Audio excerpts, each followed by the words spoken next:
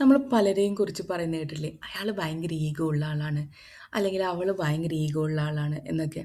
പക്ഷെ എന്താണ് real ego എന്ന് പറയണത്? അതൊരു ഹേർട്ടിംഗ് ആയിട്ടുള്ള ഒരു ഇമോഷൻ ആണോ? അല്ലെങ്കിൽ being proud of your self അതിന് ഈഗോ എന്ന് പറയുമോ? അങ്ങനെ ചിന്തിച്ചിട്ടുണ്ടോ? ഇന്ന് വേൾഡ് ഈഗോ അവെയർനെസ് ഡേ ആണ് കേട്ടോ. എന്താണ് ഈഗോ? അല്ലെങ്കിൽ അഹംഭാവം, അഹംബോധം എന്നെല്ലാം പറയും ല്ലേ? ചില അഹംഭാവം എന്ന് പറയുമ്പോൾ അതൊരു നെഗറ്റീവായിട്ടുള്ളൊരു ഒരു ഷെയ്ഡ് കിട്ടുന്നുണ്ട്. അഹംഭാവം എന്ന് പറയുമ്പോൾ. അപ്പോൾ നമ്മൾ തന്നെ നമ്മളെ മിറർ ചെയ്യാം. So just think about your self. Just ഒരൊറ്റ മിനിറ്റ് കണ്ണടച്ചാലോചിക്കാം. എനിക്ക് ഈഗോ ഉണ്ടോ? ഈഗോ ഉണ്ടോയെന്ന് ചോദിച്ചാൽ മിക്കപ്പോഴും ഉണ്ട്. നമുക്ക് പലപ്പോഴും പല കാര്യങ്ങളും നമുക്ക് സെൽഫ് റെസ്പെക്റ്റ് കിട്ടണം. അതുപോലെ തന്നെ മറ്റുള്ളവരുടെ മുമ്പിൽ നമ്മൾ തരം താഴാതെ നോക്കണം എന്നുള്ള ചിന്തകൾ നമ്മുടെ ഉള്ളിലുണ്ട്. So every one has ego. പക്ഷെ അത് പോസിറ്റീവ് സെൻസിലും ഉണ്ട്, നെഗറ്റീവ് സെൻസിലും ഉണ്ട് അല്ലേ? സൈക്കോളജി പരമായി നോക്കുമ്പോൾ മനസ്സിൻ്റെ 3 തലങ്ങളുണ്ടല്ലോ. ഈഗോ, സൂപ്പർ ഈഗോ എന്ന് പറഞ്ഞിട്ട്. അപ്പോൾ ഈഗോ എന്നുള്ളത് ആ ഒരു മിഡിൽ പോർഷൻ. ഇത് നമുക്ക് ബേസിക് ആയിട്ടുള്ള ഡിസയേഴ്സ് വരുന്നത്. ഈഗോ എന്ന് പറയുമ്പോൾ like just awareness of our self എന്നും പറയാം. അതേ അതേ സമയം തന്നെ it's rational part that balances reality with desires. ഇതൊരു റാഷണൽ പാർട്ടാണ്. സൂപ്പർ ഈഗോ വരുമ്പോൾ എൻ്റെ മോറൽ സ്റ്റാൻഡേർഡ്സും കൺസൈൻസും കൂടി വരുമ്പോൾ അതൊരു ഡിഫറെൻ്റ് ആണ്. അപ്പോൾ ഈഗോ ഹെൽത്തി വേർഷൻ ഉണ്ട്. ഹെൽത്തി വേർഷൻ ആകുമ്പോൾ നമുക്ക് നല്ലൊരു confidence, self esteem, self respect ഒക്കെ ഉള്ള ആളായിട്ട് മാറും. നമുക്ക് നമ്മളെ അറിയാലോ. അപ്പോൾ പിന്നെ നമുക്ക് വേറെ പ്രശ്നങ്ങളൊന്നുമില്ല. പക്ഷേ ചില സമയത്ത് നമ്മളൊന്ന് സെൽഫ് റിഫ്ലക്റ്റ് ചെയ്ത് നോക്കാം. എന്താ സെൽഫ് റിഫ്ലക്ഷൻ? നമ്മൾ നമ്മളെ തന്നെ ഒരു കണ്ണാടിയിൽ നോക്കില്ലേ? അതുപോലെ സെൽഫ് റിഫ്ലക്ഷൻ എന്ന് പറയാം അതിന്. അപ്പം സെൽഫ് റിഫ്ലക്റ്റ് ചെയ്ത് നോക്കുമ്പോൾ നമ്മൾക്ക് എപ്പോഴാണ് ട്രിഗർ വരുന്നത്? നമ്മൾക്ക് ഒരാൾ നമ്മളോട് സംസാരിക്കുമ്പോൾ നമ്മുടെ സെൽഫ് റെസ്പെക്റ്റ് പോകുന്നുണ്ടോ? അല്ലെങ്കിൽ നമ്മുടെ സെൽഫ് എസ്റ്റീമിന് കോട്ടം തട്ടിയോ എന്നൊക്കെ തോന്നാറില്ലേ? ലൈക്ക് ഒരു വെള്ളത്തിൽ കല്ലിടുന്ന പോലെ പെട്ടെന്ന് സംസാരിച്ചുകൊണ്ടിരിക്കുമ്പോൾ ഈഗോ ഹേർട്ട് ആവാറില്ലേ? ഞാനൊരു എക്സാമ്പിൾ പറയട്ടെ. നമ്മൾ കാര്യമായിട്ട് ഒരാളോട് സംസാരിച്ചുകൊണ്ടിരിക്കുക കേട്ടോ. പക്ഷെ അയാളൊന്നും റെസ്പോണ്ട് ചെയ്യുന്നില്ല. നമ്മുടെ ഫാമിലിയിലുള്ള ആൾ തന്നെ ആയിക്കോട്ടെ. ഒന്നും റെസ്പോണ്ട് ചെയ്യുന്നില്ല. കേൾക്കാത്ത പോലെ നിൽക്കുന്നു. അപ്പോൾ നമുക്ക് അപ്പം അവിടെ ഈഗോ ഹേർട്ട് ചെയ്യും അല്ലേ? അപ്പോൾ നമ്മൾ എന്ത് ചെയ്യും? നമ്മൾ ഭയങ്കര ഡിസപ്പോയിൻറ്റഡ് ആയിരിക്കും. പണ്ടൊക്കെ നമുക്ക് എന്താ ചെയ്യേണ്ടതെന്ന് അറിയില്ല. ഇപ്പോൾ ആൾക്കാർ തിരിഞ്ഞ് വേറെ അവനവൻ്റെ പ്രവൃത്തിക്ക് ചെയ്യാൻ പോകും അല്ലേ? അതുപോലെ നമ്മുടെ റിയൽ ലൈഫിൽ സിറ്റുവേഷൻസ് ആലോചിച്ചിട്ടുണ്ടെങ്കിൽ നമുക്ക് കിട്ടും ഇതുപോലെയുള്ള ആൻസേഴ്സ്. ഇപ്പോൾ നമുക്ക് ടെക്സ്റ്റിങ്ങിൻ്റെ സമയമാണ്. നമ്മൾ ടെക്സ്റ്റ് ചെയ്തിട്ട് ബ്ലൂ ടിക്ക് കിട്ടിയിട്ട് അപ്പുറത്തെ ആൾ നമുക്ക് റെസ്പോണ്ട് ചെയ്തില്ലെങ്കിൽ അപ്പം നമ്മുടെ ഈഗോ ഹേർട്ടായി. ആഹാ! അയാൾ നമ്മളെ കണ്ടിട്ട് ഒന്നും റിപ്ലൈ ചെയ്യുന്നില്ല. പിന്നെ ഒരു മിറർ മേസിൽ പെട്ട പോലെ ഇഷ്ടം പോലെ തോട്ട്സ് അതിൻ്റെ പിന്നാലെ വരും. അപ്പോൾ ഈ വേൾഡ് ഈഗോ അവെയർനെസ് ഡേയിൽ നമുക്ക് നമ്മളെ പറ്റിയിട്ട് ഒന്ന് അവെയർ ആവാം. നമ്മൾ എവിടെയാണ് നിൽക്കുന്നത്? നമ്മുടെ ഈഗോ എവിടെയാണ് നമ്മളെ കൊണ്ട് ചെന്ന് എത്തിച്ച് നിർത്തിയേക്കുന്നത് എന്നുള്ളത്. നമ്മൾ തന്നെ നമ്മുടെ ഒരു പോർട്രേറ്റ് വരയ്ക്കുക എന്ന് വിചാരിക്കുക. നമ്മൾ തന്നെ നമ്മളെ വരയ്ക്കുക എന്ന് വിചാരിക്കുക. അപ്പം നമ്മളുടെ എന്തൊക്കെ ഫീച്ചേഴ്സ് നമ്മൾക്ക് അതിൽ ഉൾപ്പെടുത്താൻ പറ്റും? ഉം. അപ്പോൾ ഞാൻ ഈ ഒരു പോർട്രേറ്റ് എന്ന് പറയുന്നത് ഒരു ക്യാരക്ടർ പോർട്രേറ്റാണ് നമ്മൾ വരയ്ക്കാൻ പോകുന്നത് കേട്ടോ. Which situations consistently trigger defensiveness? ഞാൻ അങ്ങനെയല്ല, ഞാൻ അങ്ങനെയല്ല, ഞാൻ ഇങ്ങനെയാണ്, അങ്ങനെയൊക്കെ പറഞ്ഞിങ്ങനെ തർക്കിച്ച് നിൽക്കില്ലേ? ആ ഒരു സിറ്റുവേഷൻസ് എന്തൊക്കെയായിരുന്നു? What type of feedback feels hardest to accept? What type of feedback is hardest to accept even when it is kind?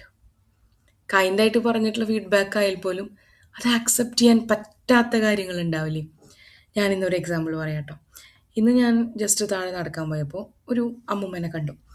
അപ്പോൾ അമ്മൂമ്മ വിശേഷമൊക്കെ ചോദിച്ചപ്പം അമ്മൂമ്മ എൻ്റെ അടുത്ത് പറഞ്ഞു, എന്താ അപ്പം എനിക്ക് ലാസ്റ്റ് വീക്ക് എനിക്ക് ഇത്തിരി വയ്യായിക അസുഖങ്ങളൊക്കെ ഉണ്ടായിരുന്നു. അപ്പം കാഷ്വലി വർത്തമാനം പറഞ്ഞപ്പോൾ എന്താ പറ്റിയെന്നൊക്കെ ചോദിച്ചപ്പോൾ ഞാൻ പറഞ്ഞു എനിക്കിങ്ങനെ ചെറിയൊരു സ്റ്റൊമക്ക് ഡിസ്കംഫേർട്ട് ഉണ്ടായി എന്നൊക്കെ പറഞ്ഞു. ഈ അമ്മൂമ്മ എടുത്ത വഴിക്ക് 40 കഴിഞ്ഞിട്ട് മേലെ ഉണ്ടാവുന്ന സ്ത്രീകൾക്ക് ഉണ്ടാവുന്ന എല്ലാ അസുഖങ്ങളും അങ്ങോട്ട് പറഞ്ഞു. എന്നിട്ട് പറഞ്ഞു, ഉം, നിനക്ക് 40 നീ തടിച്ചിരിക്കുന്നു, സോ നിനക്ക് ഈ അസുഖങ്ങളൊക്കെ വരാം എന്ന് പറഞ്ഞിട്ട് ലിസ്റ്റ് ചെയ്തു. സോ എനിക്ക് ആ ഈഗോ അവിടെ ഹേർട്ട് ആവേണ്ടതാ. ആ 2 പോയിന്റാ പറഞ്ഞത്, തടിച്ചിരിക്കുന്നു, 40 കഴിഞ്ഞു. അപ്പോൾ ഈ 2 ഫാക്ടേഴ്സ് വന്നപ്പോൾ എനിക്ക് അവിടെ എന്നെ ഹേർട്ട് ചെയ്യപ്പെടേണ്ട ഒരു ഈഗോ ഫാക്ടർ ഉണ്ടായിരുന്നു. പക്ഷേ എന്തോ എനിക്ക് ഹേർട്ട് ആയില്ല. But it registered in my mind. Okay. അപ്പം ഹേർട്ട് ആവാത്തത് എന്തുകൊണ്ടാണെന്ന് ഞാൻ പറഞ്ഞുതരാം. അതിൽ ഞാനൊരു വർക്ക് ചെയ്തിട്ടുണ്ട്, ഒരു ഇന്നർ വർക്ക് ചെയ്തിട്ടുണ്ട്. പണ്ടൊക്കെ എന്ത് കേട്ടാലും എനിക്ക് ഹേർട്ട് ആവുമായിരുന്നു. ഇപ്പം എൻ്റെ വീഡിയോസ് സ്ഥിരമായി കാണുന്ന ആൾക്കാരാണെങ്കിൽ ഞാൻ പറയുന്ന കുറച്ച് കാര്യങ്ങളുണ്ട്. ജോലി ഇല്ലാത്തത്, അല്ലെങ്കിൽ ഫാറ്റായത്, അല്ലെങ്കിൽ വീടില്ലാത്തത്, ഇങ്ങനെ കോമൺ ആയിട്ടുള്ള ഈഗോ ഹേർട്ടിങ് കാര്യങ്ങൾ ഞാൻ മിക്കപ്പോഴും റീട്രീറ്റ് ചെയ്യാറുണ്ട്. അപ്പം ഇത്തരം കാര്യങ്ങൾ വരുമ്പോൾ ആർക്കും ഹേർട്ട് ആവാന്നാണ്. ഇപ്പൊ തടിയുണ്ടോ തടിയില്ലേ, ബോഡി ഷേമിങ്, ഇതൊക്കെ വരുമ്പോൾ നമുക്ക് ഹേർട്ട് ആവും. ഇതിനെങ്ങനെ ഞാൻ ഓവർകം ചെയ്തു, ഇതാണ് ഞാൻ പറയുന്നത്. ഞാൻ ഓവർകം ചെയ്തത്, ഞാൻ യൂഷ്വലി മെഡിറ്റേറ്റ് ചെയ്യാറുണ്ട്. ഇങ്ങനെയുള്ള അവസരങ്ങളിലല്ല, യൂഷ്വലി മെഡിറ്റേറ്റ് ചെയ്യാറുണ്ട്.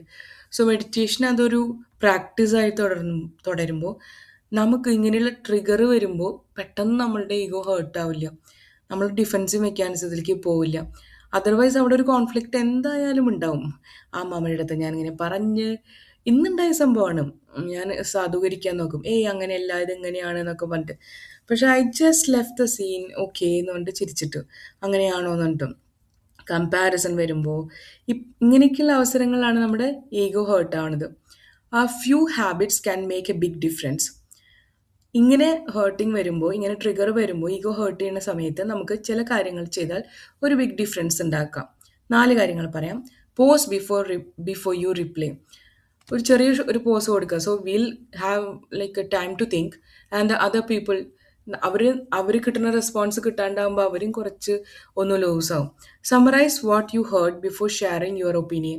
Four example, so you felt ignored in that situation. ഞാൻ മറ്റേ മുൻപ് പറഞ്ഞ സിറ്റുവേഷനിൽ, ലൈക്ക് ഇപ്പോൾ നമ്മളൊരാളോട് ക്വസ്റ്റ്യൻ ചോദിച്ചു, അതിപ്പോൾ ഇങ്ങനെയല്ലേ, ഈ ട്രെയിൻ എപ്പോഴാണ് വരിക, അയാൾക്കറിയാം ട്രെയിൻ വരുന്ന സമയം, പക്ഷേ purposefully he will not reply. അങ്ങനെ വരുമ്പോൾ നമ്മൾ എന്ത് ചെയ്യുക, നമ്മൾ വേഗം ഗൂഗിൾ എടുത്ത് ട്രെയിനിൻ്റെ ടൈം നോക്കുക. അപ്പോൾ അവിടെ ഈഗോ ഹേർട്ട് ആവുന്ന പ്രശ്നമില്ലല്ലോ. ജസ്റ്റ് നമുക്ക് മനസ്സിലായി നമ്മൾ ഇഗ്നോർ ചെയ്തു, ആ ക്വസ്റ്റ്യൻ നമ്മൾ ഇഗ്നോർ ചെയ്തു എന്ന്. തീരെ ചെറിയ കുട്ടികളായിരിക്കുമ്പോഴായിരിക്കും, മുതിർന്നവരെ എപ്പോഴും നമ്മൾ ഇഗ്നോർ ചെയ്തുകൊണ്ടേയിരിക്കും. Ask one genuine follow up question, what mattered most to you about that. Like ഒരു ജെനുവിൻ ഫോളോ അപ്പ് ക്വസ്റ്റ്യൻ ചോദിക്കാം ഇഗ്നോർഡ് ആണെന്നുള്ള സിറ്റുവേഷൻ വരുമ്പോൾ. അല്ലെങ്കിൽ അപ്പുറത്ത് വേറൊരാളുണ്ടെങ്കിൽ അയാളെ ഫോക്കസ് ചെയ്യാം. Notice the urge to perform. If you are busy preparing clever response, you are not fully listening. Fully listening ചെയ്യാണ്ട് ഒരു ക്ലെവർ റെസ്പോൺസ്, ചുമ്മാ ഒരു റെസ്പോൺസ് കൊടുക്കാം. പിന്നെ നമുക്ക് നമ്മളെ എന്താ പറയുക, ഈ ഒരു സിറ്റുവേഷൻ ഹാൻഡിൽ ചെയ്തതിന് നമുക്ക് അപ്രീഷിയേറ്റ് ചെയ്യാം. അല്ലെങ്കിൽ ഈഗോ ഹേർട്ട് ആവുന്ന സിറ്റുവേഷൻസ് മറ്റൊരാൾ ഹാൻഡിൽ ചെയ്തു എന്ന് പറയുമ്പോൾ നമുക്ക് അയാളെ അപ്രീഷിയേറ്റ് ചെയ്യാം. You have handle well this situation. ഇതൊരു ട്രിഗർ ആവുന്ന സിറ്റുവേഷൻ ആയിരുന്നു, പക്ഷെ നിങ്ങൾ അത് നന്നായിട്ട് ഹാൻഡിൽ ചെയ്തു. Confidence builds people, ego breaks connections എന്താ പറയുന്നത്. ഇത് നമ്മളുടെ ഉള്ളിലുള്ള ആ ഒരു ഈഗോ ഹേർട്ട് ആവുന്ന സിറ്റുവേഷൻസ് ആണ് ഞാൻ പറഞ്ഞേക്കുന്നത്. ഇനി നമ്മൾക്ക് സൂപ്പർ ഈഗോ വരുന്ന സമയത്ത്, ചില സമയത്ത് നമ്മൾ ഈഗോ കാരണം ചില സിറ്റുവേഷൻസിൽ കുറേ കാര്യങ്ങൾ സ്പോയിൽ ആവേണ്ട ഒരു സിറ്റുവേഷൻ വരുമല്ലോ. അപ്പം എപ്പോഴും ചിന്തിക്കുക, ജസ്റ്റ് പോസ് ആൻഡ് റിപ്ലൈ. ഇതിന് ഹെൽപ്പ് ചെയ്യുന്ന 2-3 കാര്യങ്ങൾ: mindfulness and meditation. Sit comfortably and focus on your breath for a few moments. അത് പ്രാക്ടീസ് ചെയ്യാം. അതുപോലെ തന്നെ when a thought appears, label it lightly. Planning ആണോ, എന്താണ്, ജഡ്ജിങ് ആണോ, ഓർ റിമെമ്പറിങ് ഓർ കമ്പയറിങ്. നമ്മൾ നമ്മളെ തന്നെ കമ്പയർ ചെയ്യുമല്ലോ, അപ്പോഴും ഈഗോ പോപ്പപ്പ് ചെയ്യാം. Return your attention to your breath without engaging the thought. ഈ ഒരു മൈൻഡ്ഫുൾനെസ് പ്രാക്ടീസ് ചെയ്യാനുള്ള കാര്യമാണ് പറയുന്നത്. നമ്മളൊരു മൊമെൻറ്റ് ഫോക്കസ് ചെയ്യുക ബ്രീത്തിൽ, അപ്പോഴേക്കും ഈഗോ തോട്ട്സ് എല്ലാം കയറി വരും. അപ്പം നമ്മുടെ ബ്രീത്തിൽ കോൺസെൻട്രേറ്റ് ചെയ്യാം, ആ തോട്ടിൽ എൻഗേജ് ചെയ്യാണ്ടും.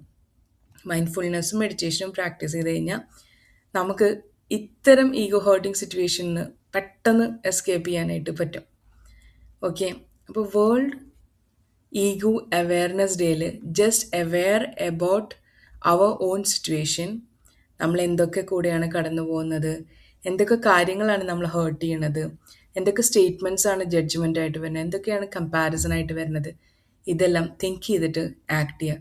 സോ ഈഗോസ് കോമൺ ഇമോഷനാണ്. അതിനെ ലേബൽ ചെയ്തു ഈഗോ ആണെന്ന്. ജഡ്ജ് ചെയ്യേണ്ട, കമ്പയർ ചെയ്യേണ്ട, ജസ്റ്റ് ആക്സെപ്റ്റ് ഇറ്റ്. എന്നിട്ട് mindfully practise how to handle your own ego. അതുപോലെ മറ്റുള്ളവരുടെ ഈഗോ നമ്മൾ ഹേർട്ട് ചെയ്യുന്ന വിധത്തിലുണ്ടെങ്കിൽ അതൊന്നും എസ്കേപ്പ് ചെയ്യാനുള്ള, അതിൽ നിന്ന് നമ്മൾ രക്ഷപ്പെടാനുള്ള കാര്യങ്ങളൊക്കെ ഞാൻ ജസ്റ്റ് ഇങ്ങനെ പറഞ്ഞിട്ടുണ്ട്. നിങ്ങൾക്ക് ഇങ്ങനത്തെ സിറ്റുവേഷൻസ് ഉണ്ടായിട്ടുണ്ടോ? വേൾഡ് ഈഗോ അവയർനെസ് ഡേനെ പറ്റിയിട്ട് ആദ്യമായിട്ടാണോ നിങ്ങൾ കേൾക്കുന്നത്? എന്താണ് നിങ്ങളുടെ opinion? Just put in the comment box. Thank you, Geetha.